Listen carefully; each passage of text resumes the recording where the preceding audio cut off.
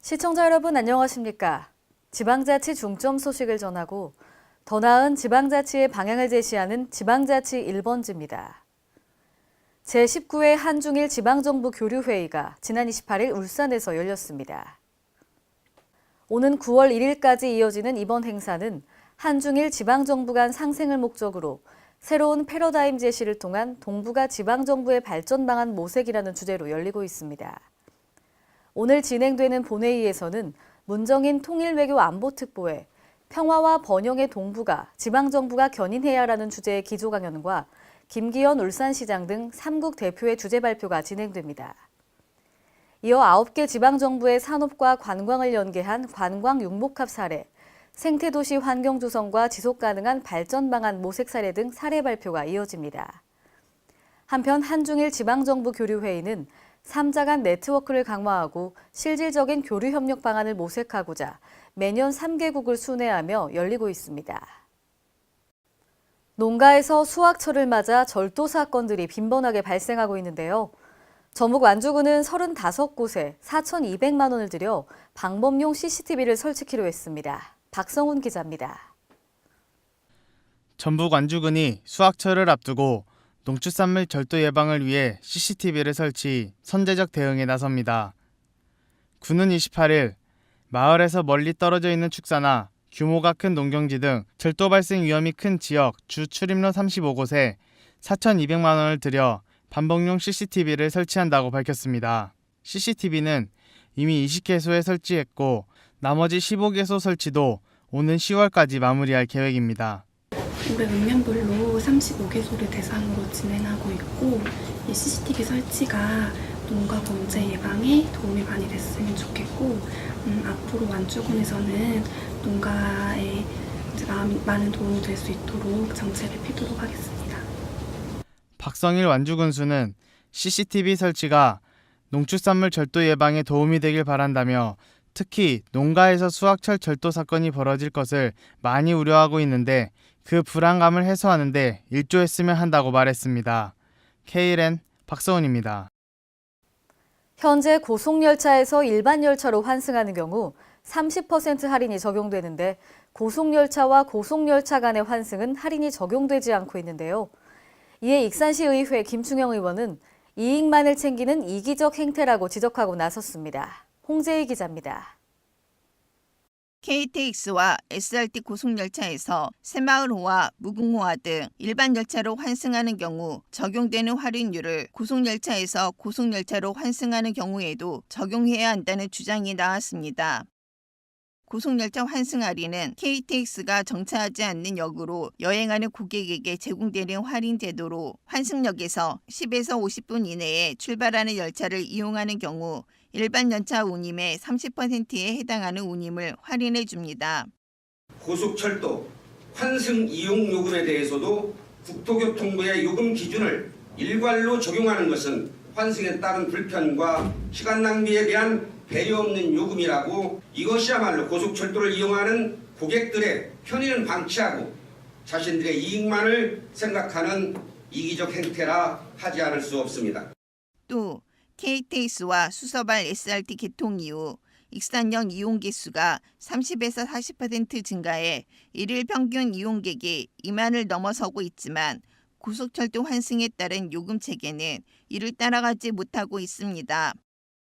현재 고속철도 이용 운임은 국토해양부가 지정고시한 운임률과 고속선 및 기존선의 이용거리 기준으로 고속선은 킬로미터당 16,331원, 기존선은 킬로미터당 1,366원의 운임이 적용됩니다.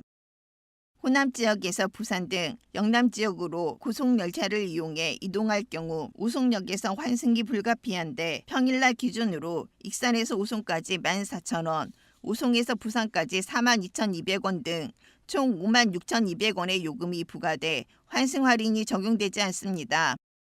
이에 대해 김 의원은 고속철도가 환승 시 30에서 40분의 환승 대기 시간을 허비하는데 환승 이용 요금에 대해서도 국토교통부의 요금을 일괄 적용하는 것은 환승에 따른 불편과 시간 낭비에 대한 배려 없는 요금이라고 꼬집었습니다.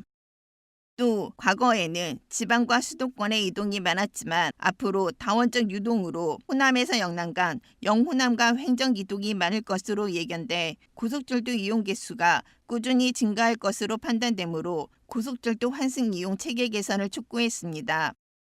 KLN 홍재희입니다. 도종환 문화체육관광부 장관이 옛 전남도청의 복원을 기정사실화했습니다.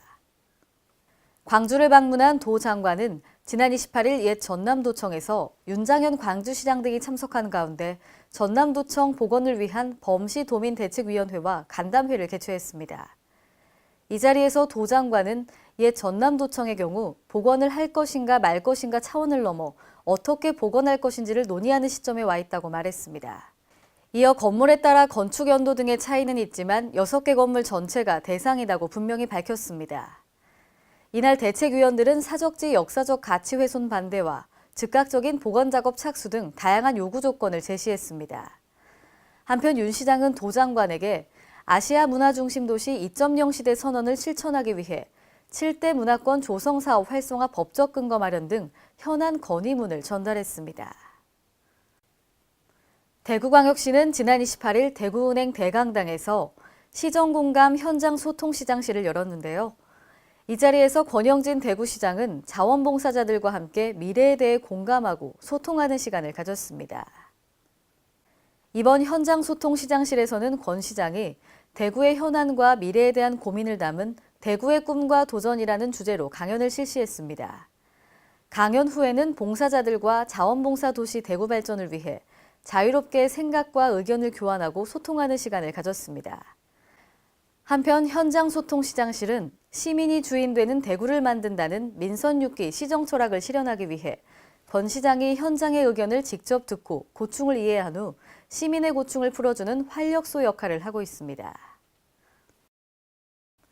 대전광역시가 4차 산업혁명 특별시를 천명하고 지역 발전의 전환점으로 삼기 위해 발빠른 행보를 보이고 있는데요. 새 정부의 정책과 연계한 4차 산업혁명 대응 방안이 논의됐던 1차 세미나에 이어 글로벌 기업의 비전과 전략 등을 알아보는 2차 세미나가 열렸습니다.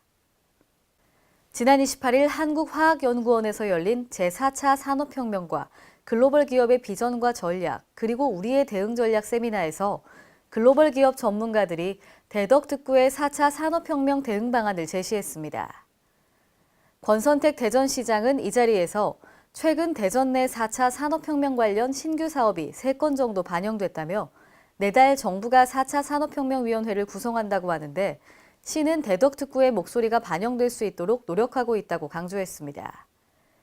이어진 강연에서 이성웅 한국 IBM 상무와 김두수 인텔 한국 총괄본부장은 글로벌 기업 전문가의 입장에서 대덕특구가 4차 산업혁명에 대응할 수 있는 대책을 제시했습니다. 오늘의 단신 뉴스입니다.